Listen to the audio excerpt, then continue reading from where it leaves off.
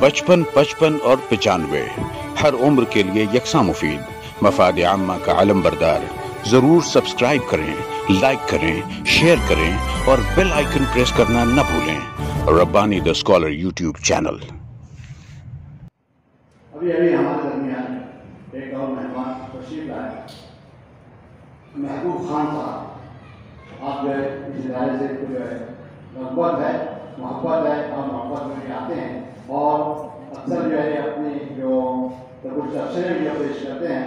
हमने उनको यहाँ मेहमान बुलाया, वो यहाँ तशरीफ लाए, मैं उनका इस्तकबाल करता हूँ। आप जो है महबूब खान यासीन खान पीला बेटा, एक सलीम खान सर हैं, हमारे स्कूल में रहा करते थे, उनके बड़े भाई हैं सलीम खान पीला बेटा। पीला बेटा जो है बस यही इनका ताल्लुक है, सारा गाँव जानता है कि पीला बेटा जो है वो मशहूर है और वही यासीन खान साहब ने वो पीला बेटे से मशहूर है। मैं उनका इस्तेमाल करता हूँ। आपने इस्तेमाल किया, शुक्रिया सर। मैं चाहूँगा कि आप गुल देकर उनका इस्तेमाल करें। हमारे महबूब खान साहब का आतिश शामान सर गुल देकर इस्तेमाल कर रहे हैं। मैं बहुत शुक्रिया अदा करता हूँ।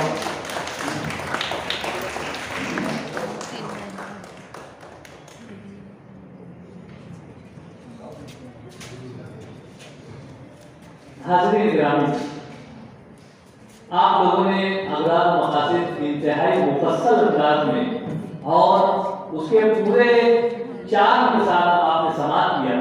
यहाँ पर मैं चाहूँगा कि जो आपने समाअत किया है उसे आप महसूस भी करके देखें और यहाँ पर जो महाना नशिस्तें हम लोग 20 सालों से करते आए हैं, वही उस नशिस्त का एक नमूना आपके सामने पेश करना चाह रहे हैं। जो हमारे तालबात हैं, हमारे तलबा हैं जो पहली मरतबा इस नशिस्त में तशरीफ लाए हैं, मैं उनके को शुक्रगुज़ार करना चाहूँगा कि माहाना अदबी नशिस्त जो मुनक़िद होती है, इसमें मुख्तलिफ कलाकारान अपनी तख्लीक़ात लेकर आते हैं। कोई कहानी लाता है, कोई अफ़साना लाता है, कोई मज़मून लाता है, कोई शायरिया लाता है और वो पेश होता है। यहाँ पर माइक पर लाकर उसे पेश किया जाता है, कलाकार अज़्ज़ुब पेश करता है और उस पेशकश के बाद आप तमाम सामीन और हाज़रीन को ये इजाज़त होती है कि आपने अगर उस मज़मून में, उस अफ़साने में, उस कहानी में, उस शायरी में कोई कमी महसूस की, कोई खामी महसूस की, कोई लफ्ज़िश महसूस की या और कोई खूबी महसूस की, तो आप उसका बरमला इज़हार कर सकते हैं। इसका मतलब ये है कि आपको तनकीद और तबसरे की इजाज़त होगी। तो अल्हम्दुलिल्लाह आज की इस नशिस्त में भी हमने 2 कलाकारों को मुख्तस किया है। एक बच्चों के कहानियां लिखते हैं मोहतरम अब्दुल मजीद मास्टर साहब, वो आपके सामने एक मुख्तसर सी कहानी पेश करेंगे। उस कहानी की पेशकश के बाद आप तमाम हाज़रीन को इजाज़त होगी कि आप हाथ ऊंचा करें और अपनी जगह से खड़े होकर या यहाँ अगर आप कहना चाहें तो यहाँ अगर आप कह सकते हैं कि ये कहानी मुझको बहुत अच्छी लगी या इस कहानी में ये कमी है खामी।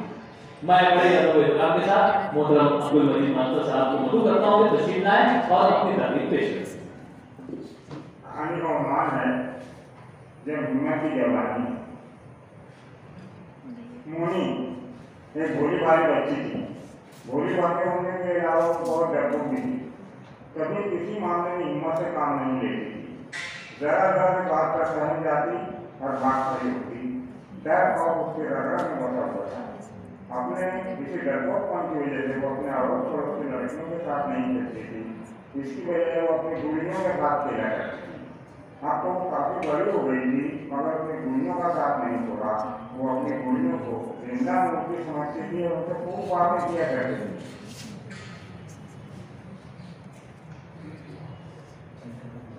उसकी गुड़ियों में एक गुड़िया मोनी की जैसी खूबसूरत और भोली दिखाई देती थी। मोनी ने उसका नाम सोनी रख दिया था। वो गुड़िया सोनी उसे बहुत पसंद थी। मोनी उसको जान से रखती थी। वो उसे इतना चाहती थी कि उसके लिए छोटा सा झूला, सोफा, गद्दा, छोटी तकिया सब तैयार रखा था। उसे जेवरात भी पहना रखते थे। वो अपनी सोनी के लिए दूसरी गुड़ियों को अक्सर नाटा करती थी ऐसे जैसे उन्होंने उसे सताया हो। है ना तुम्हारा फिर वही, तुम लोग समझती क्यों नहीं? मेरी सोनी इतना नाम नहीं लेती, कितनी सीधी है वो, फिर तुम उसे क्यों सताती रहती हो? अब ऐसा नहीं करना, मिलजुल कर खेलना, मिलजुल कर खेला करना, भाई बहन की जगह रहना सीखो।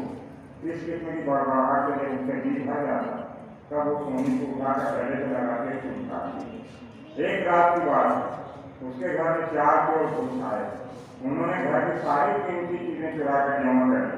जब वो जाने लगे तो उनमें से एक चोर की नजर उसकी गुड़िया पर पड़ी। वो गुड़िया उसे एक नजर में ही खा गई। मोहनी उसे अपने बालों में लिए हुए सो रही थी। चोर ने चलते चलते उसकी गुड़िया को उठा लिया। तभी मोहनी की आंख खुल गई। उसने देखा कि 4 चोर हैं जो उसके घर से निकल कर जा रहे हैं और उनमें से एक ने उसकी सोनी को उठा लिया। मोहनी डरपोक तो थी मगर उतावली नहीं थी। उस वक्त उसने किसी किस्म की चीज पुकार नहीं की कि अगर चिल्लाऊंगी तो वो चारों को पलट कर आएंगे और मेरे अम्मी अब्बू को मार डालेंगे। वो चारों उसके साथ निकल कर दूर होते गए और ये देखती रही कि घर का सामान तो गया, मगर उसे इतना समझता था कि सारे सामान में सबसे कीमती उसकी गुड़िया है। मुझे सामान ले जाने का इतना नहीं था, मगर गुड़िया ले जाने का बहुत सपना था। गुड़िया के लिए उसकी बेचैनी इतनी बढ़ी कि वो खड़ी हुई, बाहर आई और धीरे बढ़ाई, कुछ भी हो मैं मेरी सोनी को जालिमों के हाथ में नहीं पड़ने दूंगी, किसी तरह से छुड़ाऊंगी और उसे वापस लेकर आऊंगी। सोनी की मोहब्बत ने उसके बदन में नया खून दौड़ा दिया। वो छुप छुप कर उन चोरों का पीछा करने लगी। वो अंधेरे का सहारा लेती हुई आगे बढ़ी और झाड़ झंकार के आड़ में होते हुए चलती चली। इस तरह वो अपने घर से बहुत दूर निकाली। फिर उसने रास्ते से 2 बड़े बड़े पत्थर अपने हाथ में उठा लिए। चोर आगे पीछे भी चलने लगते थे। उनमें से कोई रुक भी जाता तो बाकी के 3 आगे बढ़ते चले जाते थे। एक मरतबा ऐसा मौका आया कि गुड़िया चुराने वाला चोर ही धीरे चलने लगा। इस तरह वो अपने साथियों के पीछे हो गया। रफ्ता रफ्ता वो उनसे बहुत दूर हो गया। फिर वो एक जगह रुककर अपना गड्ढा नीचे उतारने लगा। मोहनी उस वक्त अंधेरी गाड़ी में खड़ी हुई थी। गुड़िया चोर के इस तरह उठ जाने पर वो खुशी से उछल पड़ी। ये तो बड़ा अच्छा मौका है, चोर अकेला पड़ गया है, फिर ऐसा मौका नहीं मिलेगा। उसने पलक झपकने में फैसला किया, हिम्मत से काम लिया, पूरी ताकत से हाथ घुमाकर निशाना मारकर उसने जोर से पत्थर दे मारा। उधर वो गड्ढा रखने के लिए झुका था, उधर से पत्थर लगा था। पत्थर की चोट खाकर वो जो पूरी तरह सीखा और चक्कर खाकर जमीन पर गिर पड़ा। मोहनी झट होकर वहाँ पहुंची। चोर बेहोश होकर खड़ा हुआ था। मोहनी ने उसके गट्ठर में से कटोर कर अपनी गुड़िया निकाल ली, फिर तेजी से अपने घर की तरफ दौड़ पड़ी। ये तो अपने घर सही सलामत वापस आ गई। उधर वो तीनों चोर जो आगे बढ़ रहे थे, उन्होंने अपने साथ वाले की चीख सुनी तो पलट कर आए, मगर उस चोर की चीख को सुनकर आस-पास के रहने वाले किसान और बंजारे भी जाग थे। वो भी अपने अपने हाथों में डंडे लेकर आए। चोरों का वहाँ आना और इनका वहाँ पहुँचना एक हो गया। फिर तो इन्होंने डंडों से पीट कर चोरों को चूना बना डाला और उन्हें पकड़ कर शहर में खाली की आंखों कर दिया। इधर मोहनी घर आकर खामोशी से ले गई। सोनी के मिल जाने से उसे सुकून हो गया था। उस रात की वारदात से उसे एक फायदा हुआ कि अब वो पहले जैसे डरपोक नहीं रह गई। उसके अंदर हिम्मत आ गई और अब वो किसी बात से नहीं रहती।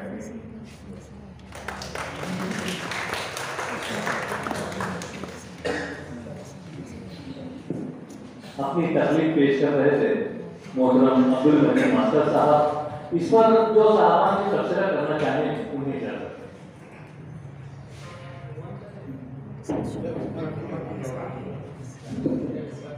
इस कहानी का उन्वान था जब हिम्मत की जौलानी।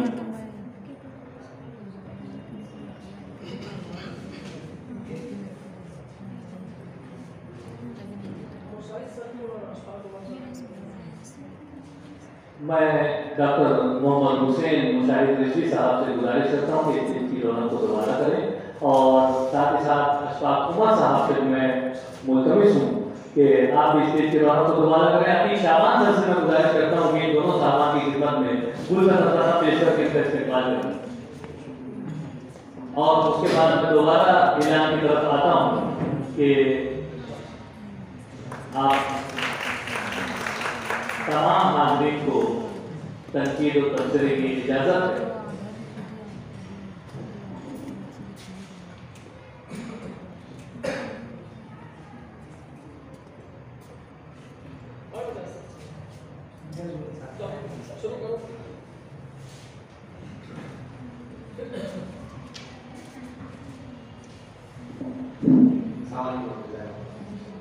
दरिया के सुकून में पत्थर फेंकने का काम मुझे सौंपा गया, इसलिए पहले तो कोशिश करूँगा। और अदब अफ़गान में लिखी हुई ये कहानी बच्चों की नफ्सियात को मद्देनजर रखते हुए वही मास्टर साहब ने उसे तहरीर किया। एक अच्छी कहानी है। जब कहानी अपने इब्तिदा में आई तभी मुझको उसका क्लाइमेक्स समझ में आ रहा था। मैं बैठा मैं अपने ज़माने में चला गया जब दूरदर्शन का ज़माना था, तो मैं सोच रहा था, मैं सर्च करने लगा उसको कि जो दूरदर्शन पे टीवी सीरियल आया करता था तरंग, तो तरंग के अंदर पंचतंत्र की कहानियाँ पेश की जाती हैं। तो मुझे यूँ लगा कि कहीं कहानी वही तो नहीं है कि वही बच्ची जो है वो गोलियों से बात करती है और जब घर में चोर आ जाते हैं तो वो चोर का पैगाम अपने घर वालों को यूँ देती है कि गोलियाँ दीगर जो जितनी गोलियाँ है वो गोलियाँ से बात करने लगती है और जोरों से डालती है, जैसा कि आपने बयान किया। लेकिन आपकी तकलीफ ने उसको एक नया मोड़ दिया और बातें अच्छी थी। मुझको सबसे पहला एतराज़ ये मेरी अपनी काम है कि बुनियाद पर मैं कहना चाहूँगा कि जब जवानी ऐसा कुछ उन्वान है, जब हिम्मत की जवानी बच्चों को मद्देनजर रखते हुए कहानी लिखी गई, लेकिन उसका उन्वान बच्चों के फहम से काफ़ी बाला है। अगर कुछ उन्वान ऐसा रखा जाए जिससे सस्पेंस भी नजर आए और बच्चे उस पर राग़िब भी हों तो क्या बात हो जाए। यानी अगर उन्वान ये होगा कि मासूम सी हिम्मत, नन्ही सी हिम्मत, तो और भी कुछ बात हो सकती। बच्चों ने अगर उसके अंदर नहीं, आप मजबूत कलाकार हैं, मैं जज़ात नहीं कर सकता हूँ। हम तमाम ही लोग अलग के तालिब इल्म हैं, ये अपनी नाकिस है, मैं इसी बुनियाद में बात कर रहा हूँ। बहरहाल कहानी अच्छी थी, कैरेक्टराइजेशन अच्छा था। थोड़ा सा और मज़ीद अगर बयान होता कि चोरों की आमद और वो गोलियों का चोरी करना, उसके अंदर और मज़ीद अगर मंजर निगारी वगैरह होती तो कहानी अपने उरूज पर होती। बहरहाल एक अच्छी कहानी पर मैं आपको मुबारकबाद देता हूं।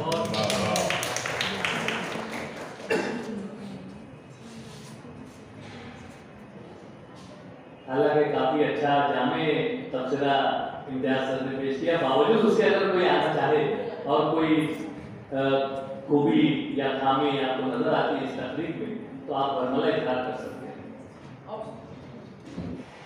मुअज़्ज़ज़ ख़वातीन से भी मैं इल्तिमास गुज़ार हूँ कि आप में भी अगर किसी के अंदर ऐसा कुछ ऐसा महसूस हो रहा हो कि हाँ हम भी बोल सकते हैं तो आपको इजाज़त है, बिल्कुल आप अपने आप को जुदा ना समझें। यहाँ से इस नशिस्त में आप शरीक हैं। सबसे पहले तो आपका पुरतबा खैर मक़दम। हमारे सर साहब ने ये ख्वाहिश जाहिर की थी कि एक हमारी जो मौलमा है बेटी की खातून मौलमा, तो उनके दस्त मुबारक से जो है तमाम ख़वातीन को गुल पेश कर दिया जाए। ऐसी भी ख्वाहिश थी जिसे मैं नहीं कर सका, मैं मालूम ना हो सर, उसे मौकूफ़ करते हैं हम। और यहाँ तबसरे का सिलसिला तो दराज है, मैं चाहूँगा कि अगर आप में से भी कोई आना चाहे तो आ सकते।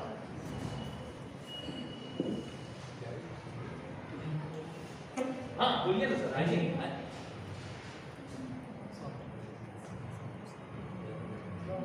अपने जगह से भी आप बोल सकते हैं अगर बोलना चाहें तो, ठीक। ऐसा कोई जोर जबरदस्ती नहीं है, बोलना चाहें तो। पीछे हमारे यासीन सर भी मौजूद हैं, हमारे टीटी आसिफ सर भी मौजूद हैं, हमारे केटी के नायब प्रिंसिपल मोहम्मद अमीन सर भी यहाँ तशरीफ लाए। मैं तमाम ही हाजिर का यहाँ पर इस्तेमाल करता हूँ। मोहम्मद अमीन सर जैसा कि मैंने बताया था कि अदालत नसीहत के काजिम की हैसियत से जिम्मेदारी निभा रहे हैं। नहीं चली सर। मोहतरम अब्दुल मजीद मास्टर साहब जो कहानी पेश करते हैं तो वो किरदारों के नाम ऐसे पेश करते हैं, ऐसा मुंतखब करते हैं कि पहले तो सोचना पड़ता है कि इन किरदारों के नाम क्या है, और वो पढ़ने से ही जब सामने आते हैं सुनने में इंसान थोड़ा कंफ्यूज हो जाता है। अब जैसे सोनी हुई, अब गुड़िया का नाम और किरदार का नाम दोनों मिक्स हो जाते हैं पढ़ने के दौरान, सुनने के दौरान। पढ़ने में तो हमारे सामने रहते। बहरहाल अच्छी कहानी थी। बच्ची को गुड़िया मिल गई, घर के सामान गए बाहर में। बच्चों की नस्लियात अच्छी कहानी, बच्ची को गुड़िया मिली और चोर भी अपने अंजाम को पहुंच गए। एक अच्छा पैगाम देते हुए बेहतरीन कहानी पर बहुत बहुत होगा।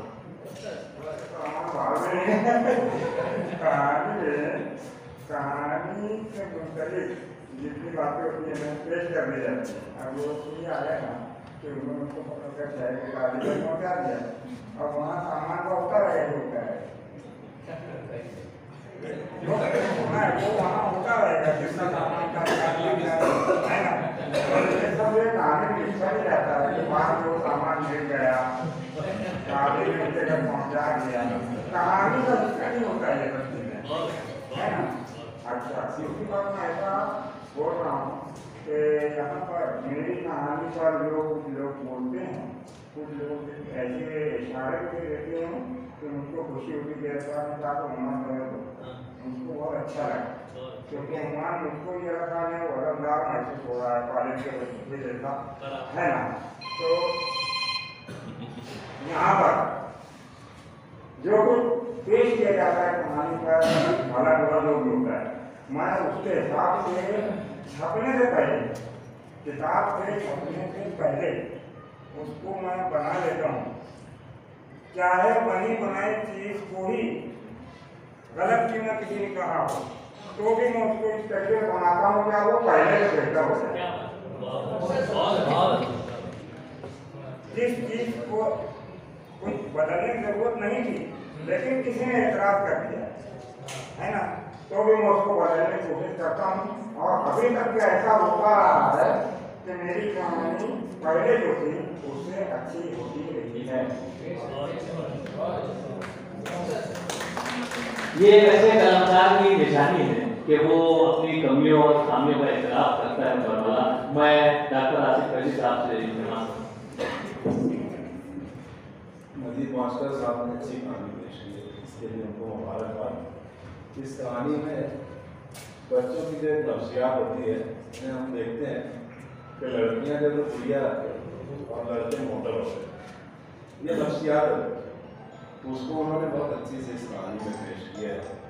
और लड़कियों की गुड़िया से जो मोहब्बत होती है पूरी वो नफ्सियात को उन्होंने बहुत अच्छे ढंग से इस कहानी में पेश कर दिया है, इसके लिए उनको बहुत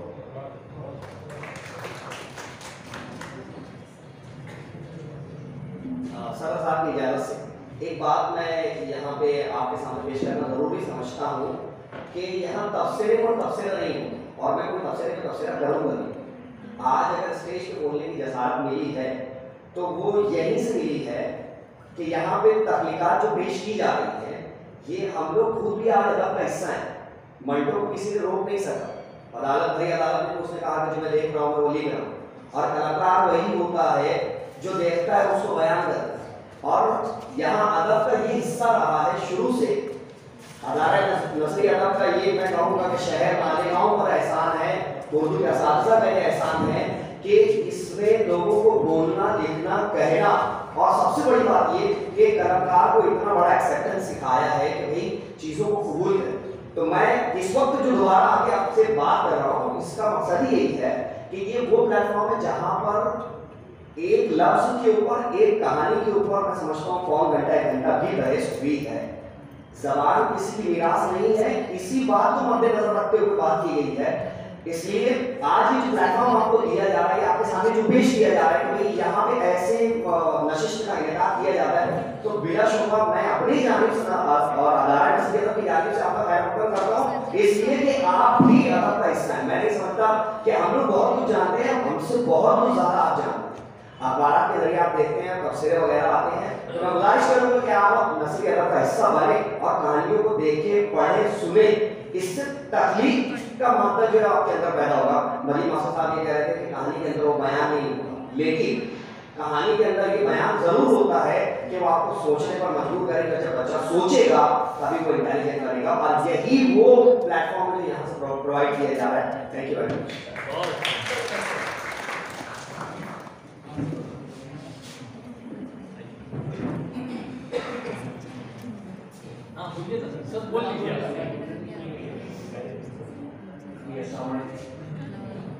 एक मलिक मास्टर की बहुत अच्छी कहानी यहाँ पर पेश हुई। अगर इरफान जो है ये सिर्फ तफरीह करवा के लिए नहीं होता, बच्चों को सिर्फ खुश करना या उनकी तफरीह का सामान मुहैया करना सिर्फ मकसद नहीं होता, बल्कि उसके साथ उनको कुछ दर्स भी देना होता है। इस कहानी में एक बहुत अच्छी चीज़ पेश की गई है और वो चीज़ है मौका। मौका आया बच्चे के सामने कि उसकी एक प्यारी चीज़ जो है वो चोरी की जा रही थी, वो डरपोक बच्ची थी। उस मौके को उन्होंने बहुत खूबसूरती के साथ बच्चे की तरबियत का एक हिस्सा बना दिया, उसकी शख्सियत की तामीर का एक पहलू बता दिया। तो ये एक बेहतरीन नफ्सियाती बात थी जो मौके मिलते रहते हैं हमें ऐसी कहानियों के जरिए और ऐसे दर्स के जरिए बच्चों की तरबियत में बहुत सारे पहलू मिलते हैं जिसके ऊपर ध्यान देना चाहिए। मैं मुबारकबाद पेश करता हूँ मलिक साहब को कि उन्होंने एक और ऐसी कहानी पेश की।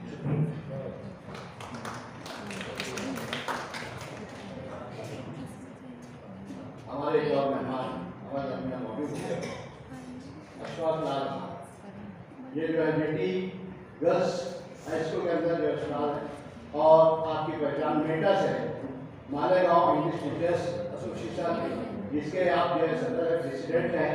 मैं उनका भी यहाँ इस्तेमाल करता हूँ और उनकी खिदमत में जो है बोल पेश करता हूँ।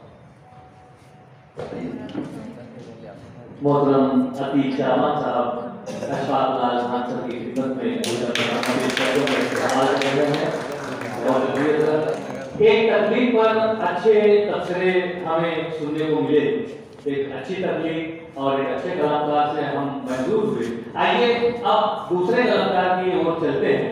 मैं बड़े अदब एहतराम के साथ मशहूर अफसाना निगार मोहतरम सादिक असद साहब को मदद करता हूँ कि मैं इनको तशरीफ लाए और अपनी तकलीफ पेश करें। बचपन, 55 और 95 हर उम्र के लिए यकसा मुफीद।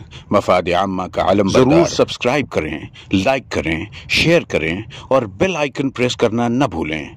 Rabbani the scholar YouTube channel इल्मी, अदबी, दीनी, मिल्ली, समाजी, सकाफती, तहजीबी, फलाही, तिब्बी, फ़न्नी, माशी, तिजारती, माशरती, इंतज़ामी, इनकलाबी, तहरीकी, तहकीकी, तकनीकी, तफ्तीशी, तामीरी, तालीमी व मालूमाती यूट्यूब चैनल ज़रूर सब्सक्राइब करें, लाइक करें, शेयर करें और बेल आइकन प्रेस करें। रब्बानी दी स्कॉलर यूट्यूब चैनल।